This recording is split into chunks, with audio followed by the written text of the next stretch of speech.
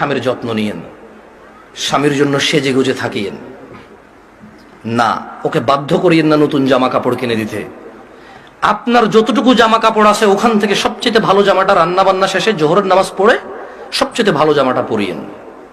আপনার বাসায় যে অমুক তেল লাগবে তমুক তেল লাগবে চুলে দেওয়ার জন্য ওকে বাধ্য করিয়েন না। যেই তেল আছে, চুলে যদি তেল দেওয়ার অভ্যাস থাকে ওখান থেকে একটু তেল নিয়ে মাথা আছড়াই নিয়েন। আর আপনার উপস্থিত যে জামা কাপড় আছে ওখান থেকে ভালো জামাটা পরিয়েন। স্বামী যখন ঘরে ঢুকবে মুচকি হেসে ওকে সালাম দিয়ে রিসিভ করিয়েন। ও যদি সালাম দিয়ে ঢোকার জ্ঞান রাখে, যোগ্যতা রাখে, অতটুকু ইবাদত করার যদি ওর মন মানসিকতা থাকে তো থাকলো, আর নাহলে আপনি ওকে রিসিভ করেন হাসি মুখে। ও গোসলে যাওয়ার আগে গামছা লুঙ্গিটা টয়লেটে দিয়ে আসিয়েন। গোসল থেকে বের হওয়ার সময় গামছা অথবা তোয়াল্লা প্রয়োজন হলে দিয়েন।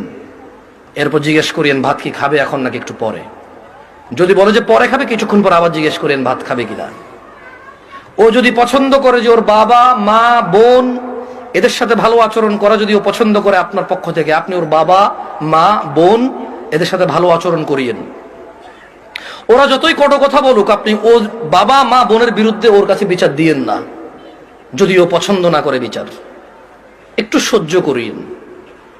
যখনই আপনাকে বিছানাটাকে যাবেন, কখনো রাগ করে বাপের বাড়ি চলে যাবেন এটা বলবেন না।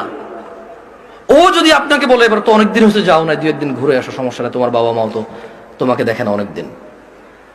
আর বাপের বাড়িতে চলে গেলে 1-2 দিনের মাথায় বলিয়েন চলে আসবো নাকি। ও যদি বলে চলে আসো, তাহলে ও যাবে অথবা আপনার বাবা এসে দিয়ে যাবে, আপনার ভাই এসে দিয়ে যাবে, অভিভাবকের মধ্যে কেউ একজন এসে দিয়ে যাবে আপনাকে। এটা আপনি খেয়াল রাখবেন। যদিও আপনার প্রতি রাগ করে, আপনি উল্টা রাগ করিয়েন না। আপনি একটু ইতস্ত হইন, একটু নার্ভাস ফিল করিয়েন,